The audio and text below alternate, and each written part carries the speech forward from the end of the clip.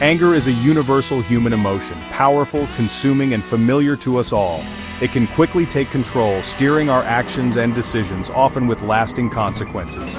Unchecked anger strains relationships, harms our health, and overshadows our well-being. Understanding anger is the first step to regaining control and finding peace. Anger is your body's alarm system, triggered by threats, injustice, or frustration. It floods you with adrenaline, preparing you for fight or flight, a survival mechanism from our evolutionary past. While once essential for survival, this intense response now often activates in situations that don't require it. Mastering anger isn't about denial. It's about management. Our approach: acknowledge, analyze, and act. Recognize anger, understand its message, and choose a constructive response. These pillars help you spot anger early and respond with intention, not impulse. Anger is a complex mind-body reaction to perceived threats. It triggers a surge of stress hormones, tensing muscles, quickening breath, and sharpening focus, preparing you for action. This process is automatic, often happening before you're even aware of it. For our ancestors, anger was a survival tool fueling quick, decisive action in dangerous situations. It also enforced social norms, signaling when boundaries were crossed and helping maintain group cohesion. In its original context, anger was both protective and regulatory. Today, our anger system reacts to modern stressors, deadlines, criticism, or daily frustrations, as if they're life or death threats. This mismatch keeps our bodies in a state of chronic stress, harming our health. Persistent activation of this system is linked to high blood pressure, weakened immunity, and other health issues. Anger isn't inherently bad, its impact depends on how we use it. Constructive anger motivates change and problem-solving, expressed assertively and respectfully. Destructive anger, on the other hand, damages relationships and escalates conflict. Chronic anger keeps your body's stress response switched on, straining your heart and blood vessels. This can lead to hypertension, hardened arteries, and increased risk of heart attack or stroke. Even a single angry outburst can have serious consequences for your health. Uncontrolled anger erodes trust and safety in relationships, leaving loved ones anxious and distant. Each outburst chips away at intimacy, making honest communication difficult. Over time, emotional distance grows, and relationships suffer. Anger at work can damage your reputation, limit opportunities, and stall your career. Colleagues may avoid you, and supervisors may see you as unprofessional or unreliable. Emotional outbursts can cost you promotions, raises, and long-term financial stability. Living in anger is mentally exhausting, draining your energy for joy and peace. It fosters negativity, isolation, and increases the risk of depression and anxiety. Breaking the cycle of anger is essential for reclaiming happiness and emotional health. The journey to mastering your anger begins with a single, crucial step: acknowledgement. It's about recognizing and accepting that you're feeling angry. This first pillar is the bedrock upon which all other strategies are built. It's absolutely essential. It is the simple yet profound act of recognizing anger as it begins to surface within you. Acknowledging its presence is the first step toward managing it effectively. Many of us are conditioned to either ignore, suppress, or immediately act on our anger without a moment of reflection. The pillar of acknowledgement asks you to do something different, something more constructive. It asks you to become a mindful observer of your own internal state. This means tuning into the subtle cues your body and mind send you when your emotional temperature starts to rise. It is about catching the first spark before it has a chance to erupt into an uncontrollable wildfire. Developing this self-awareness requires practice. It involves learning to identify your personal early warning signs of anger. For some, it might be a physical sensation, like a sudden knot forming in the pit of their stomach, a wave of heat flushing across their face and neck, or their shoulders tensing up towards their ears. For others, the initial signs might be more cognitive. They might be related to your thoughts and mental state. You might notice your thoughts starting to race, a tendency to jump to negative conclusions, or the replaying of an upsetting event over and over in your mind. By paying close attention, you can create a personal inventory of these signals. This familiarity is your greatest asset in gaining control. It empowers you to take proactive steps. Once you have successfully acknowledged the presence of rising anger, the next critical step is to analyze it. This second pillar requires you to become something of a detective, investigating the scene of your own emotional reaction. The initial flash of anger is often a surface-level response, a loud and distracting symptom of a deeper underlying issue. To truly manage your anger, you must look beneath this fiery exterior and ask yourself a powerful question. What is this anger really about? This moment of analysis is your opportunity to move beyond the immediate trigger and uncover the true source of your distress, which is rarely as simple as it first appears. Anger is frequently described by psychologists as a secondary emotion. This means it often serves as a protective shield for more vulnerable primary emotions that we may find difficult to face. These can include feelings of hurt, fear, shame, guilt, or profound disappointment. For example, you might lash out in anger when your partner criticizes your driving. The surface trigger is the criticism, but the root cause might be a deeper feeling of being disrespected or a fear of being seen as incompetent. The anger feels more powerful and less vulnerable than admitting, "Your words hurt my feelings," so it becomes the default, protective response that masks the underlying pain. After acknowledging the feeling and analyzing its source, you arrive at the third and most empowering pillar to act. This is the stage where you translate your newfound awareness into conscious, deliberate action. It represents the pivotal moment where you choose your response rather than letting an automatic reaction choose for you. Acting with intention means moving away from the destructive, reflexive behaviors of yelling, blaming, or shutting down, and instead choosing a constructive path forward. This pillar is all about utilizing the energy of your anger in a way that solves problems, communicates effectively, and preserves your well-being and your relationships. It is where you take back control. The act pillar does not always mean immediate confrontation or discussion. In many cases, the most constructive initial action is to intentionally cool down.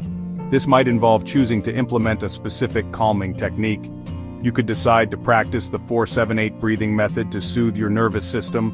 You could make the conscious choice to physically remove yourself from the triggering situation, going for a short walk to create both mental and physical space. The action here is the deliberate choice to regulate your physiological state before you engage with the problem or the other person. This is an act of self-control and wisdom, ensuring you approach the situation with a clear mind. Once you have acknowledged the very first signs of anger bubbling up, the single most powerful and effective technique you can deploy, a true cornerstone of emotional regulation, is to simply pause. This deliberate moment of inaction, this conscious choice to halt, is a profound act of self-control. It creates a crucial buffer, a small pocket of time and space, a precious window of opportunity, between the external trigger and your immediate internal reaction. In the heat of the moment, when emotions run high, our primitive emotional brain, specifically the amygdala, takes over, screaming for an immediate, instinctive fight-or-flight response. The pause is your golden opportunity to interrupt this automatic process.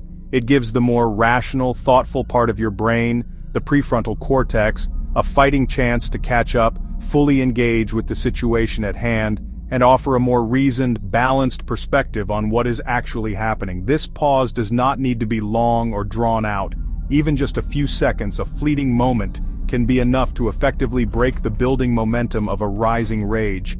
Think of it as pressing the pause button on a movie or video. The action freezes instantly, giving you a precious moment to see the scene clearly, with newfound clarity, before it continues to unfold and potentially escalate.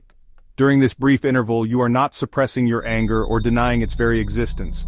You are simply choosing not to immediately act on its initial powerful impulse. This simple delay can prevent you from impulsively saying something you will later deeply regret, from sending an angry, ill-considered email that could severely damage your career, or from escalating what began as a minor disagreement into a major, relationship-damaging conflict. It is a moment of strategic retreat, allowing you to gather your thoughts and regain composure. Once you have created a space with the pause, one of the fastest and most effective ways to calm your agitated nervous system is by focusing on your breath. When you are angry, your breathing naturally becomes rapid and shallow, a key part of the fight-or-flight response. This type of breathing signals danger to your brain, keeping you in a state of high alert. By consciously changing the rhythm of your breath, you can send a powerful message back to your brain that the threat has passed, and it is safe to relax. This is not just a psychological trick, it is a direct physiological intervention that can reverse the physical symptoms of anger in minutes. A simple yet profound method for this is the 4-7-8 breathing technique. It is easy to remember and can be done anywhere at any time without anyone else even noticing. Here is how it works. First, find a comfortable position, either sitting or standing. Exhale completely through your mouth. Then close your mouth and inhale quietly through your nose for a slow count of 4. Next, hold your breath for a count of 7. This is the most important part, as it allows your body to fully absorb the oxygen. Finally, exhale completely and audibly through your mouth for a count of 8. Repeat this cycle 3 to 5 times. Another powerful in-the-moment technique is to physically change your environment. Our emotions are often strongly linked to our physical surroundings. When you are in a heated argument in the kitchen, the room itself can become part of the trigger, its very atmosphere charged with tension. By deliberately removing yourself from that physical space, you can create an immediate disruption to the anger cycle. This act of changing your scenery provides both a physical and a mental distance from the person or situation that is causing your anger. It is a tactical retreat that gives you the time and space you need to cool down and regain your composure before things escalate further. This change does not have to be dramatic. It can be as simple as walking out of the office and into the hallway, stepping out onto a balcony for some fresh air, or even just moving from the living room to the bedroom and closing the door. If you are in a car, you can pull over at a safe location. The key is to break the visual and auditory connection to the trigger. As you move, your brain is forced to process new sensory information, different sights, sounds, and smells. This shift in focus helps to interrupt the ruminating thought patterns that fuel anger, where you might be replaying the offending incident over and over in your head. When you have paused, breathed, and achieved a state of relative calm, you may still need to express your feelings. The key is to do so assertively, not aggressively. Aggression attacks the other person, using blame and accusation, which inevitably puts them on the defensive and escalates the conflict. Assertiveness, on the other hand, is about expressing your own feelings, needs, and boundaries clearly and respectfully. The most powerful tool for achieving this is the I statement. This simple communication technique allows you to take ownership of your emotions without blaming the other person, creating an opportunity for dialogue rather than a declaration of war. An I statement has a basic 3-part structure. First, you state your feeling, I feel. Second, you describe the specific behavior that is causing the feeling, when you. Third, you explain the effect that behavior has on you, because. For example, instead of shouting an aggressive, accusatory you statement like, "You never help around the house, you're so lazy," you can rephrase it assertively. An I statement would sound like this: "I feel overwhelmed and stressed when I see the dishes piled up because it feels like I'm solely responsible for all the housework." This is a profound shift in communication. Much of our anger is not caused by events themselves, but by our interpretation of those events and the meaning we assign to them. Our minds are powerful storytellers, and when we are angry, they tend to tell stories that are filled with exaggeration, negativity, and unfair assumptions. These stories often reinforce our feelings of anger. We might engage in cognitive distortions, which are irrational ways of thinking that fuel our rage and intensify our emotional response. For example, we might use all-or-nothing thinking, like, "This traffic is always terrible," or "You never listen to me." We might also jump to conclusions assuming we know the negative intentions of others without any real evidence. Challenging and reframing these angry thoughts is a core technique of cognitive behavioral therapy and a powerful way to diffuse anger at its source. The first step is to become aware of the specific thoughts that are running through your mind when you feel angry. When someone cuts you off in traffic, what is the story you tell yourself? Is it, "That jerk did that on purpose to disrespect me"? Once you identify the hot thought, you can begin to question it like a skeptical journalist. Ask yourself, is this thought 100% true? Really? Is there any other possible explanation for this person's behavior? Perhaps they are distracted by a family emergency, or maybe they simply did not see you. Is it really a personal attack, or is it more likely just a mistake? This questioning process interrupts the automatic negative thought, allowing you to regain control of your emotions. While in-the-moment techniques are essential for managing acute anger, building long-term resilience really requires a fundamental shift in perspective. One of the most powerful long-term strategies is the active cultivation of empathy. Empathy is the ability to understand and share the feelings of another person, to metaphorically walk a mile in their shoes. Anger often arises from a place of rigid certainty, where we are convinced of our own righteousness and the other person's malicious intent. Empathy challenges this certainty by introducing doubt and alternative possibilities. It encourages you to pause and consider the situation from the other person's point of view, which can dramatically diffuse your anger before it has a chance to fully ignite. Practicing empathy begins with a simple act of questioning. The next time you feel anger brewing because of someone else's actions, try to generate alternative explanations for their behavior that are not centered on you. For example, if a coworker is short-tempered and dismissive in a meeting, your initial angry thought might be that they are disrespecting you. An empathetic approach would be to wonder if they are under immense pressure from a different project, dealing with a sick child at home, or perhaps just having a terrible day for reasons you know nothing about. This does not excuse their behavior, but it depersonalizes it, making it less of a direct attack and more of a human struggle. A powerful strategy for gaining long-term control over your anger is to become a student of your own emotional patterns. Many of us are repeatedly angered by the same types of situations, yet we fail to see the recurring theme. An anger journal is an incredibly effective tool for uncovering these patterns and identifying your personal triggers. The process is simple. For a period of 1 or 2 weeks, make a commitment to write down every time you feel a significant surge of anger. This is not about dwelling on negativity, it is about collecting valuable data that will empower you to make proactive changes and better prepare for challenging situations in the future. In your journal entry for each anger episode, you should aim to record several key pieces of information. First, note down what specifically triggered the feeling. Be as detailed as possible. Do not just write work, but specify, "My boss criticized my report in front of the entire team." Next, rate the intensity of your anger on a scale of 1 to 10. Describe the physical sensations you experienced, such as a racing heart or clenched fists. Also, write down the specific thoughts that were running through your mind and, importantly, how you ultimately reacted to the situation. Did you yell, withdraw, or use a positive coping strategy? Your emotional resilience is not separate from your physical well-being, they are deeply intertwined. Think of your capacity for patience and calm as a finite resource, like a battery. When you are run down, sleep-deprived, and poorly nourished, your battery is already low, making you far more susceptible to the hair trigger of anger. Therefore, one of the most fundamental long-term strategies for anger management is prioritizing consistent, non-negotiable self-care. This is not a luxury, it is an essential practice for fortifying your emotional foundations. A well-rested, well-nourished mind and body are simply better equipped to handle life's daily frustrations with grace and perspective. Effective self-care involves attending to the basics of physical health.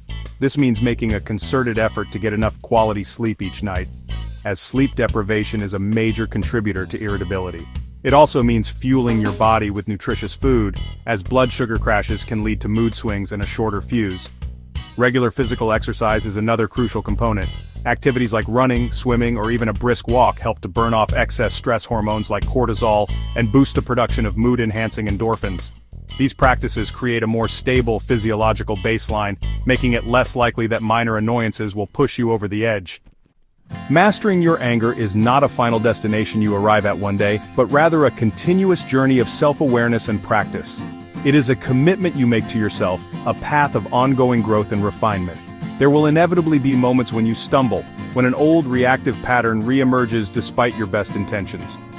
In these moments, it is crucial to approach yourself not with harsh criticism, but with patience and compassion.